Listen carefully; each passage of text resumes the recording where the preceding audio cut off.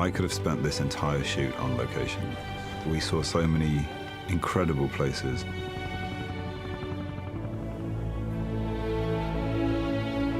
I know I'm a Kiwi, but I have to say I cannot imagine making these films anywhere but this country.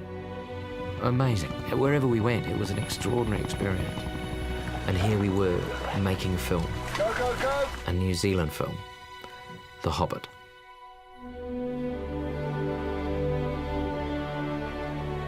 It's been thrilling to go back and go up and down both the main islands of New Zealand. And we began in Hobbiton. When we first discovered the location, Hobbiton, back in 1998, there were 3 geographical things that made us choose it as Hobbiton. We needed a distinctive tree set in rolling hillside, ideally with a little lake and a hill behind the tree rising up to give us the position of being. It looked like Hobbiton. You know, it just looked like a place where people actually lived and people worked. The highlights have definitely been watching Hobbiton from the air, which is something that I don't think was really done on Lord of the Rings. Seeing it like this kind of living model village is just extraordinary. The original Hobbiton set was built out of polystyrene, and even though we had to take it away, which I thought it was a shame, it actually wouldn't have survived. Of course, doing The Hobbit now, it gave us the ability to rebuild Hobbiton out of permanent materials. And it's been made to last out of materials that aren't going to deteriorate, and we can carry on showing people what's involved in making a movie.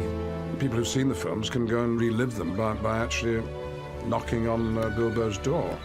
Or you can just look and see there's no having to finish the illusion. It's just here.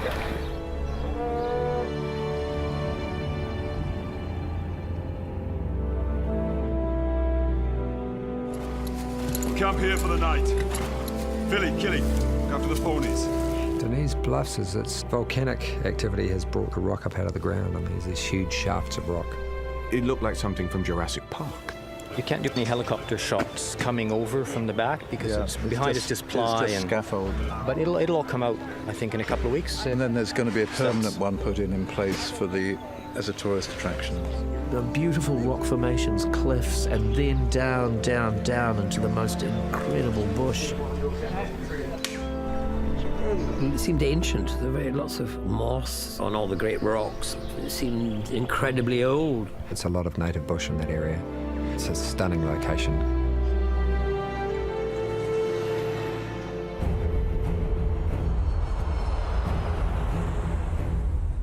In this area, which is the Twizel area, we managed to get a bunch of shots up on a hill above Lake Pukaki. It was a beautiful vista, like it was long, wheaten-coloured kind of grass, and we'd be running through it and being chased by wargs. The landscape is really interesting geographically. We're being chased by these terrible monsters. It's just everything you could hope for in an epic adventure. I took a photo that I sent to some friends. Dwarves on vacation. And they refused to believe that this was an actual photograph, that I hadn't photoshopped it. That place doesn't exist. And I was standing here. Here we are at base camp, ready for the big push to Rangi, Mount Cook. Behind us here is Mount Cook, which is New Zealand's highest mountain. It's where Sir Edmund Hillary trained to climb Mount Everest. It's a little less than half the height of Everest, so he basically had to climb Mount Cook twice, and he sort of had practice for Everest, basically. Very, very beautiful, huge open spaces. Lovely wildflowers, I remember, go along all the roads, like just all the kind of colours. We hit it at this time of year where these incredible variety of shades of purple lupins just, springing up everywhere. Nearly everyone on the crew has said it was like doing a recce for an amazing road trip they're going to do in the future. They always say, don't leave home till you've seen the country. Now I've seen the country and I'm pretty blown away by it.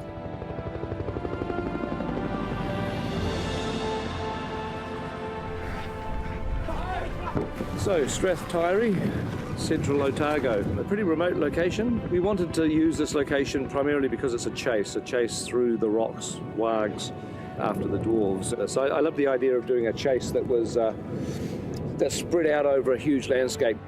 This is glorious about this place, is you can do 360 degrees. There's not a satellite dish in sight.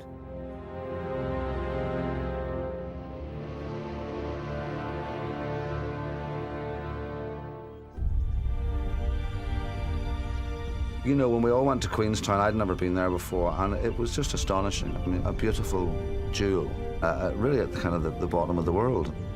Queenstown, a famous holiday place here, but we escape the crowds and go up the lake and into the mountains, and that's perhaps my favourite spot. Earnshaw Burn was probably one of my favourite locations, a gorgeous alpine sort of valley surrounded by waterfalls. The place was alive with these incredible cascades. We're very lucky to go to some extraordinary locations. A lot of the world's impression of New Zealand is that landscape. You know, the rolling hills and the mountains and the fjords. It's got everything in it. It's real, it's the real countryside. But at first you think, wow, what a good job they made. But it's not, it's the real thing. This is the Middle-earth I would always have pictured. Meanwhile, the backdrop is so beautiful, people will think it's CGI. It looks too perfect. You can use that as an advert for New Zealand if you want. I mean, succinct, snappy, all positive, and cut. Brilliant, trademarked.